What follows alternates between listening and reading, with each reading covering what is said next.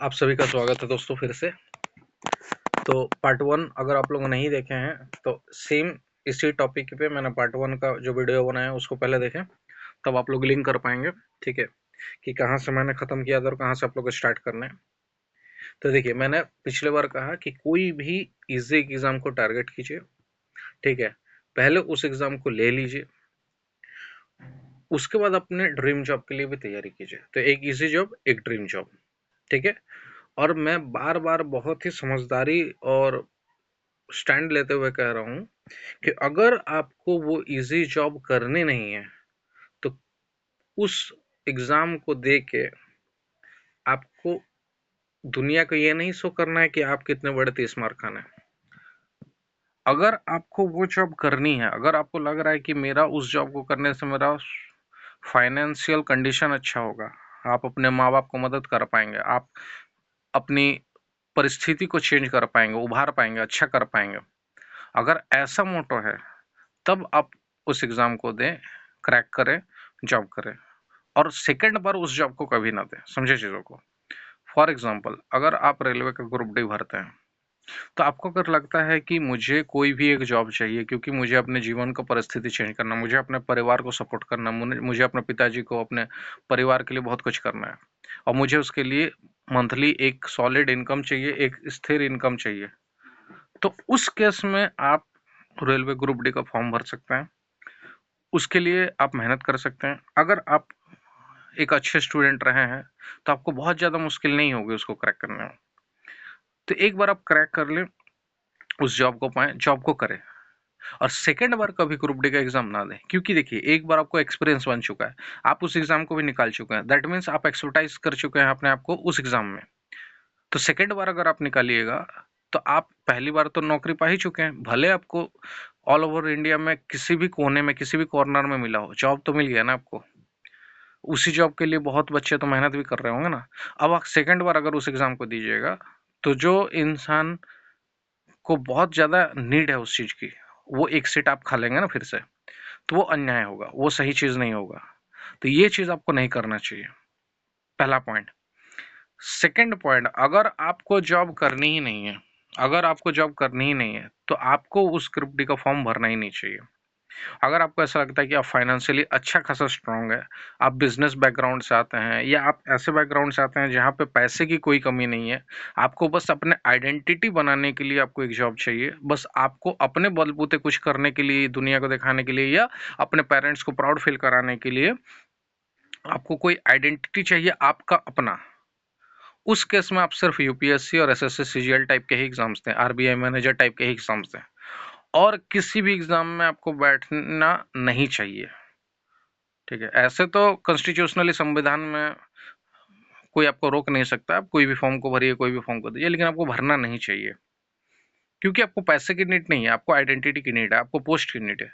तो उस केस में आप बड़े बड़े पोस्ट का ही एग्जाम्स दें। लेकिन अगर आप एक पुअर बैकग्राउंड से आते हैं, अगर आप फाइनेंशियली वीक बैकग्राउंड से आते हैं, तो आपको कोई भी पोस्ट चाहिए, किसी भी एक पोस्ट को लीजिए, और सेकंड बार उस पोस्ट को मत दीजिए। उसके बाद क्या कीजिए, हायर लेवल के पोस्ट के लिए तैयारी कीजिए। इस तरह से बैलेंस बना रहेगा। और ये जो अनएम्प्लॉयमेंट का जो ये अभी बहुत मतलब लोग परेशान होते हैं ना, तो इसका सबसे बड़ा समाधान यही है, रिपीटर्स अगर ना रहे तो बहुत बड़ा चीज़ यही सॉल्व हो जाएगा। हर साल सोचिए, सारे डिपार्टमेंट्स को मिलकर अगर 1 लाख वैकेंसीज आती है ऑल ओवर इंडिया में, और उन 1 लाख वैकेंसीज में 1 लाख बच्चों को नौकरी मिल रही है एक साल में। सपोज कीजिए 2025 में 1 लाख बच्चों को गवर्नमेंट जॉब मिली, वही 1 लाख बच्चे अगर सेम एग्जाम में रिपीट नहीं करेंगे तो एक फ्रेश 1 लाख बच्चों को जॉब मिलेगी। चलिए हम मान के चलते हैं कि हर बार एग्जाम में परफॉर्मेंस सही नहीं होता है, लेकिन कम से कम 50,000 बच्चे तो रिपीट कर जाएंगे ना। 50,000 बच्चों को तो दोबारा फिर से वही जॉब मिल जाएगी ना। तो मेरा कहना है कि वो 50,000 फ्रेश बच्चे आने चाहिए, एकदम न्यू बच्चे, जिनको रियली नीड है जॉब की और जिनको अभी तक मिला नहीं है। ठीक है, तो इस चीज़ का एक ध्यान रखना है। तो आई होप मैंने इस चीज़ को बहुत अच्छा क्लियर किया। आगे देखते हैं। तो यही चीज़ इस पैराग्राफ में मैंने लिखा था कि as soon you get the job then never reapply for that post, irrespective of any logic कि मुझे घर के सामने आना है तो मैं फिर दोबारा भर देता हूँ, नहीं। यहाँ पे थोड़ी समझदारी दिखाइए। आपको अगर घर के सामने आना है तो आप हायर पोस्ट के लिए अप्लाई कीजिए। ठीक है, इससे आप खुद ही बहुत बड़ा अनएम्प्लॉयमेंट को दूर करने का एक कदम उठा सकते हैं। Second, forms to apply for. अब मान लीजिए आप 10th लेवल में हैं, तो 10th लेवल में आप अगर हैं तो आपको कौन कौन से फॉर्म भरने चाहिए। ठीक है, मैंने शुरुआत से कहा है कि ईगो को जीरो रखना है। एक विद्यार्थी को ईगो को जीरो रखना है। ईगो को जीरो रखिएगा तभी लाइफ में आगे बढ़िएगा। ईगो को जीरो रखना है, सेल्फ रेस्पेक्ट को 1000% रखना है। सेल्फ रेस्पेक्ट को 1000%, ईगो को जीरो। देखिए 18 टू 25 उम्र के अगर आप हैं, ठीक है, तो आप 10th लेवल के पोस्ट भर सकते हैं। एक रेलवे में क्या खासियत है कि रेलवे में थोड़ा ज़्यादा एज लिमिट देता है, क्योंकि रेलवे बहुत लेट में पहले एक टाइम निकालता था, अभी तो रेगुलर निकालने लगा, तो 18 टू 33। ठीक है, तो एसएससी एमटीएस एक फॉर्म आती है, 10th लेवल की आती है। ऑल ओवर इंडिया में बहुत सारे डिपार्टमेंट्स में हम एफटीएस के पोस्ट को ज्वाइन कर सकते हैं, लेवल 1 के पोस्ट को। फिर आता है RRB level 1, that is railway group D के नाम से ये पहले फेमस था, अभी लेवल 1 कहता है। एक्चुअली अब ये ग्रुप डी पोस्ट नहीं रहा है, अब ये ग्रुप सी पोस्ट हो चुका है, लेकिन फिर भी हैबिट हो चुका है लोगों का ग्रुप डी बोलने का, जैसे ग्रुप सी पोस्ट हो चुका है। इंडियन डिफेंस जॉब्स में आप जा सकते हैं, पुलिस जॉब्स में जा सकते हैं, कांस्टेबल पोस्ट पे। ठीक है, एसएससी जीडी का पोस्ट है। ठीक है, ये सब में आप जा सकते हैं, हालांकि वो 12th लेवल का पोस्ट है, तो उसमें भी आप जा सकते हैं। स्टेट लेवल एमटीएस जॉब्स में आप जा सकते हैं। ठीक है, और ऑलवेज ऑफिशियल नोटिफिकेशन को ही देखिएगा, ये कोई ऑथेंटिक यूट्यूब चैनल जहाँ पे आपको सही इन्फॉर्मेशन, रिलेवेंट इन्फॉर्मेशन मिले। मैं तो बस इतना कह रहा हूँ कि आपको 10th लेवल के भी सारे फॉर्म्स भरने हैं। अब आप ऑफिशियल वेबसाइट पे देखिए या यूट्यूब चैनल्स पे देखिए, वो आपको अवेलेबल है सारा चीज़। मैं बस बता रहा हूँ क्या भरना है। देखिए 12th लेवल के फॉर्म भरिए, यहाँ पे एज लिमिट हो जाती है 18 से 27 साल। ठीक है, तो यहाँ पे आपकी एज लिमिट हो जाएगी 18 से 27 साल। ठीक है, किसी किसी पोस्ट में क्या रहता है, 28 साल भी रहता है, और किसी किसी पोस्ट में एज लिमिट 30 तक भी भागता है। तो डिपेंड करता है कि किस में रहेगा नहीं रहेगा। क्या क्या फॉर्म्स भर सकते हैं हम लोग, एसएससी सीएचएसएल भर सकते हैं, आरआरबी एनटीपीसी भर सकते हैं, यूजी लेवल मतलब undergraduate level NTPC UG level को भर सकते हैं, ग्रेजुएट लेवल को नहीं भर सकते हैं। और पूरे ऑल ओवर इंडिया में जूनियर क्लर्क या एलडीसी भी, इस पोस्ट को बहुत जगह एलडीसी भी कहा जाता है, तो एलडीसी के भी पोस्ट को भर सकते हैं। डीयू की वैकेंसीज आती हैं, डाटा एंट्री ऑपरेटर कहते हैं उसको। वरियस डिपार्टमेंट में मिनिस्ट्रीज की अलग से वैकेंसी आती है। और एक चीज याद रखिए, एक एम्प्लॉयमेंट न्यूज आता है, उसको जरूर फॉलो करें। ठीक है, एम्प्लॉयमेंट न्यूज। ठीक है, एम्प्लॉयमेंट न्यूज, उसको जरूर फॉलो करें, एम्प्लॉयमेंट न्यूज को। ठीक है, एम्प्लॉयमेंट न्यूज को जरूर फॉलो करें। तो एम्प्लॉयमेंट न्यूज को जरूर फॉलो करें। अब देखिए, आप यूपीएससी एनडीए का एग्जाम्स भर सकते हैं। ठीक है, आप यूपीएससी इंडिया के एग्जाम्स भर सकते हैं, इंडियन डिफेंस जॉब्स होते हैं, स्टेट पुलिस जॉब्स भर सकते हैं। ठीक, आगे बढ़ते हैं। उसके बाद देखिए ग्रेजुएशन लेवल के क्या क्या पोस्ट आप भर सकते हैं। Graduation level age up to 32, यहाँ पे आपके एज 32 ईयर्स तक जा मिलता है मौका मोस्टली आपको। ठीक है, कहीं वहीं पे मैं ऐसे अनरिजर्व कैटेगरी का बता रहा हूँ, बाकी सब कैटेगरीज में 3-4 साल का गैप और भी मिलेंगे आपको, लेकिन ऐसे जनरल में आपको मिल जाएगा, 32 तक मिल जाएगा। ठीक, पोस्ट क्या क्या हो सकती है, एसएससी सीजीएल आप भर सकते हैं, आरआरबी एनटीपीसी भर सकते हैं। ठीक है, स्टेट सीजीएल्स भर सकते हैं, स्टेट सीजीएल्स भर सकते हैं। जैसे मैं झारखंड से हूँ, तो अभी जेएसएससी सीजीएल का एक आया था, बीएसएससी सीजीएल आता है, सही ना। उसमें भी आपके सेक्शन ऑफिसर्स के, असिस्टेंट सेक्शन ऑफिसर्स के, अच्छे अच्छे ब्लॉक लेवल के ऑफिसर्स के पोस्ट होते हैं। आरआरबी एनटीपीसी भर सकते हैं, जैसे station manager, goods guard manager, goods train manager. ठीक है, टाइम कीपर, ऐसे बहुत सारे पोस्ट होते हैं, सीनियर क्लर्क। एसएससी सीजीएल भर सकते हैं, इंस्पेक्टर लेवल पोस्ट। ये सब ऑलरेडी, अगर आप गवर्नमेंट जॉब का एक्सपीरियंस है, ये सब जॉब्स के बारे में आप ऑलरेडी जानते ही होंगे। यूपीएससी सीएपीएफ भर सकते हैं। देखिए ये एक बहुत ही अच्छा पोस्ट है, जो अनदेखा रह जाता है मोस्ट ऑफ द एस्पिरेंट्स के द्वारा। यूपीएससी, ये देखिए मैं स्टार मार्क कर देता हूँ, ये एक बहुत इंपॉर्टेंट पोस्ट है, यूपीएससी सीएपीएफ असिस्टेंट कमांडेंट का एग्जाम। ठीक है, 1 डे एग्जाम होता है, रिटन एग्जाम। रिटन एग्जाम में 2 पेपर होंगे, यूपीएससी सिविल सर्विस जैसा ही, एक सीसेट का पेपर होगा। ठीक है, और एक जनरल स्टडीज का पेपर होगा। ठीक, अच्छा सीसेट नहीं होगा वो, उसमें ऐसे एंड लेटर्स वगैरह लिखने आएंगे। ठीक ना, तो 2 होगा। और अगर आप इस रिटन एग्जाम को क्वालिफाई कर जाते हैं, तो एक फिजिकल एग्जाम होगा। यूपीएससी सिविल सर्विस का एग्जाम दे सकते हैं, इंजीनियरिंग सर्विस दे सकते हैं अगर आप बीटेक कर चुके हैं, स्टैटिस्टिकल सर्विसेज के भी एग्जाम दे सकते हैं, और भी डिपार्टमेंट्स के एग्जाम हो सकते हैं, यूपीएससी कंडक्ट करता है। स्टेट पीसीएस दे सकते हैं।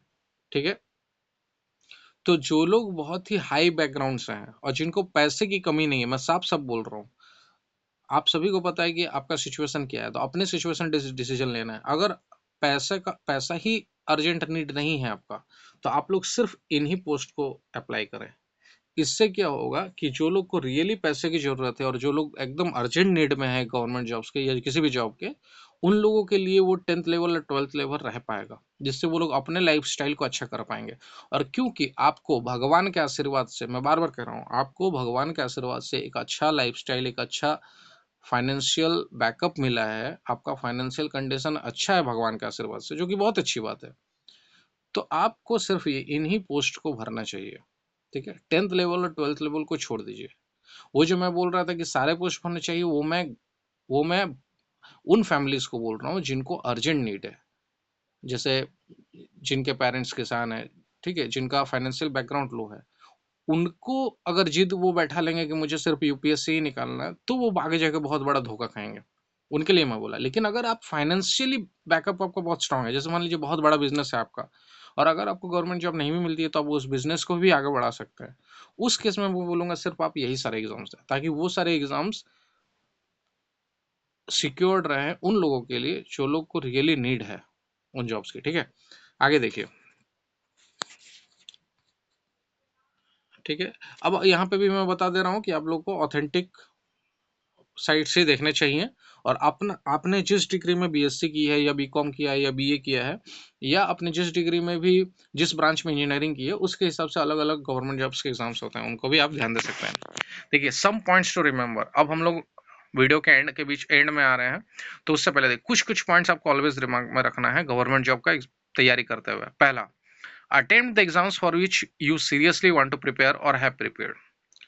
एकदम सीरियसली मन है तभी पर्टिकुलर उस एग्जाम का तैयारी कीजिए। अगर उस एग्जाम में या उस जॉब में आपको जाना ही नहीं है, तो उसका तैयारी करने का कोई फायदा नहीं है।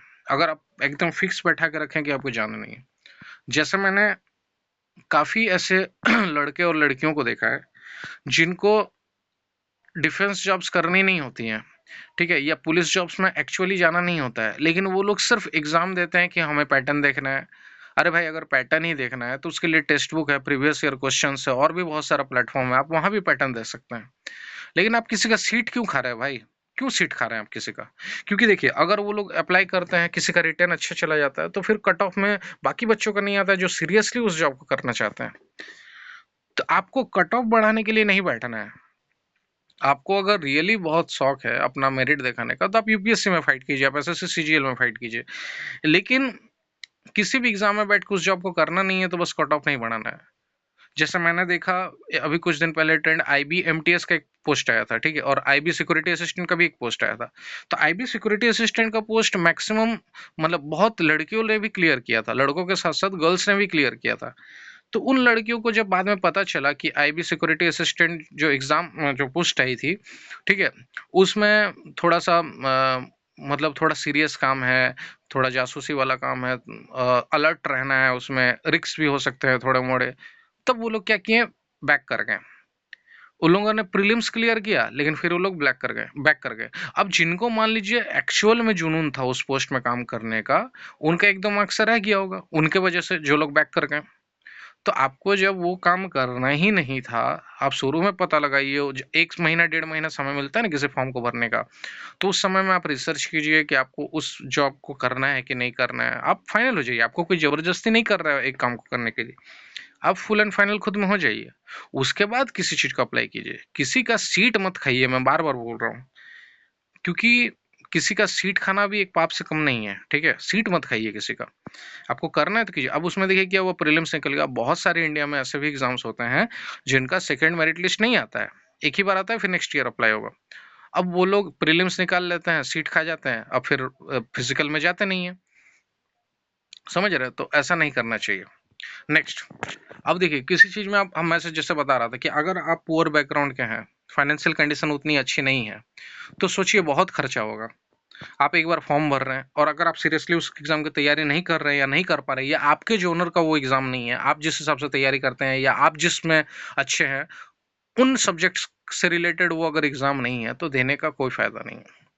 अगर आप एसएससी सीजीएल के लिए फिट बैठते हैं, रेलवे के लिए फिट बैठते हैं, तो बैंकिंग एग्जाम्स देने का कोई फायदा नहीं है। ऐसा समझ के मत जाइए कि दे देता हूं शायद हो जाए। शायद, ये जो वर्ड है ना, ये शायद पृथ्वी में शायद ही कुछ लोगों के लिए शायद ही काम आता होगा। तो शायद वाला जो ये डाउट है ना, इससे एकदम कोसों दूर रखे, ये शायद वाला डाउट से कोसों दूर रहना है, कोसों दूर जिसको बोलते हैं। ठीक है, अपने आप जादू कुछ नहीं होगा। अगर बैंकिंग लेवल का जॉब्स में आप प्रिपरेशन नहीं कर रहे हैं, आपको मन नहीं है, तो आपका नहीं निकलेगा मतलब नहीं निकलेगा। ठीक है, उतना कोई किस्मत का बाग यहाँ पे है नहीं कि बिना पढ़े निकल जाए। ठीक है, तो नहीं निकलेगा मतलब नहीं निकलेगा। तो वो एक तो बैंकिंग एग्जाम्स कॉस्टली होते हैं फॉर्म उनके।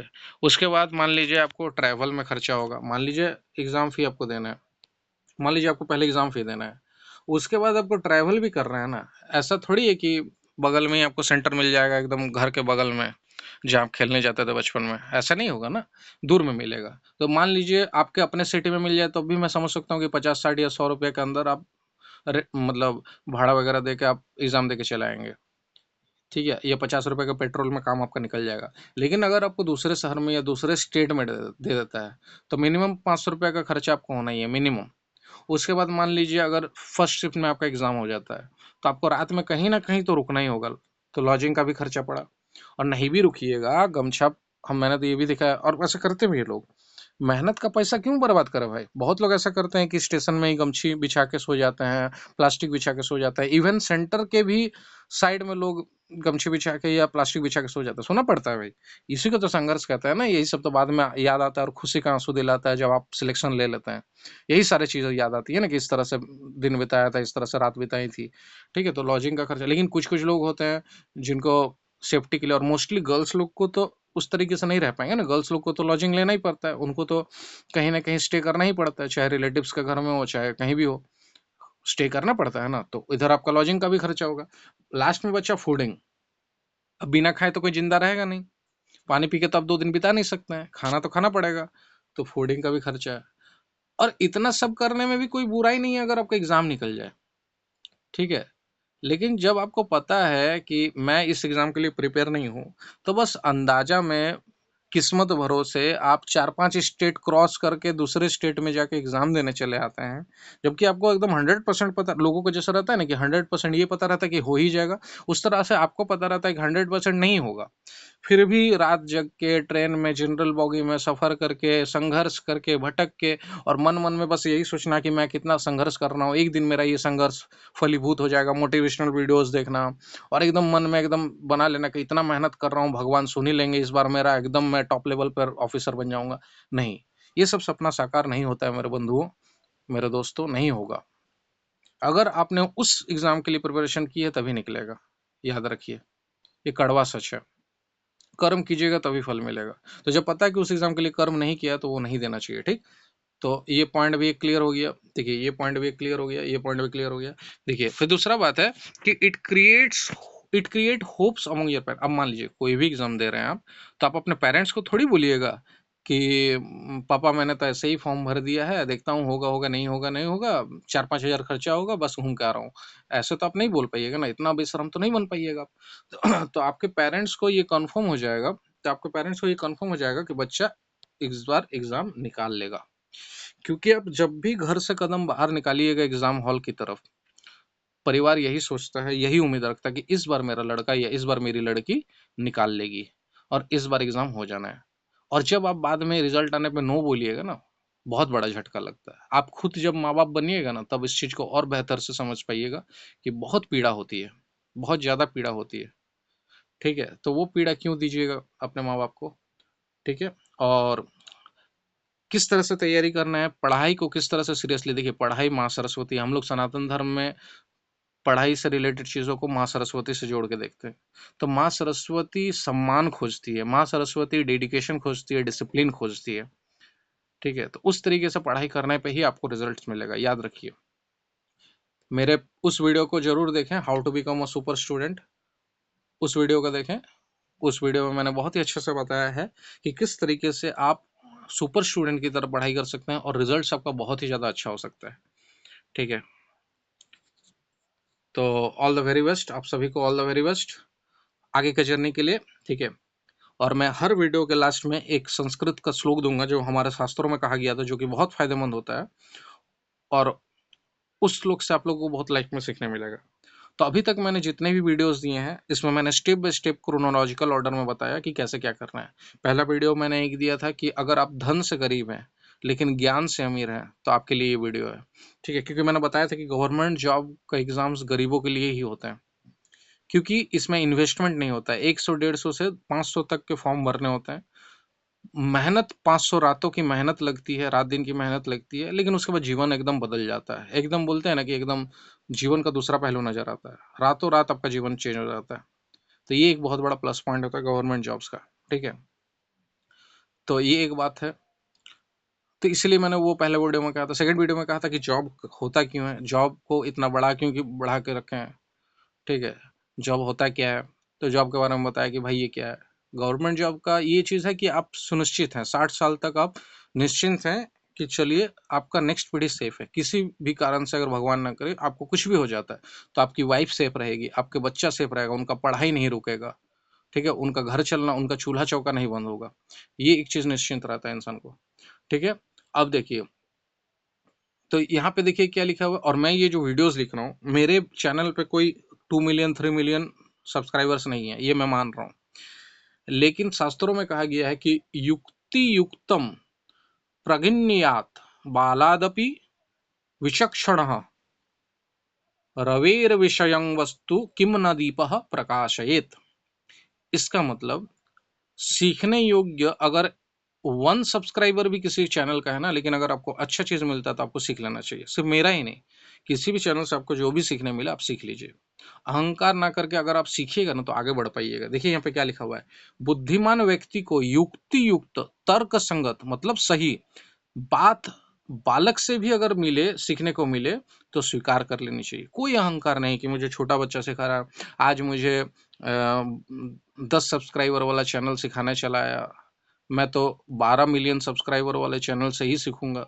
ये नहीं होना चाहिए। याद रखिए, सब कोई इस ब्रह्मांड में अपने अपने जीवन से अनुभव कर रहा है, और उसमें से 99% लोग उस अनुभव को सिर्फ अपने ही फायदे में लगाते हैं या अफसोस करते रह जाते हैं। 1% ऐसे लोग होते हैं ना जो अपने जीवन का अनुभव दूसरों को बताते हैं, ताकि दूसरे लोगों का जीवन इंप्रूव हो, दूसरे लोगों का जीवन में वो कष्ट ना आए जो वो पा चुके हैं, ठीक है? ये बहुत दिल दिखा के, बहुत बड़ा दिल दिखा के लोग करते हैं। तो अगर कोई ऐसा इंसान आपको जीवन में मिले, चाहे वो मैं हूँ या बाहर का कोई है, आपका कोई भाई है, कोई रिश्तेदार है, कोई पड़ोसी दोस्त है, या कोई भी है, कहीं भी आपको कोई मिलता है जो आपके अपने जीवन के अनुभव से आपको कोई गलती करने से रोकता है, मिस्टेक करने से रोकता है, आपको एक सही जीवन का राह दिखाता है, तो आप अहंकार मत करें कि तुम किस हैसियत से मुझे सिखाने आए हो। ये लाइन अगर आप बोलिएगा तो आपका जीवन बर्बाद है।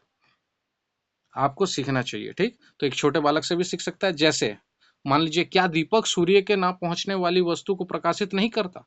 सोचिए, सूर्य का रोशनी हर जगह नहीं हो रहा है, जबकि सूर्य को हम लोग सन को अल्टीमेट सोर्स ऑफ एनर्जी मानते हैं, लेकिन एक दीपक छोटा रूम तो उजाला कर ही देता है ना। तो दीपक का भी अपना इंपॉर्टेंस है। तो कहीं भी कुछ सीखने मिले तो अवश्य ही सीखें। तो चलिए, यहाँ तक अभी तक के सारे वीडियोस में मैंने, आई होप, माँ काली के आशीर्वाद से बहुत कुछ क्लियर कर दिया है।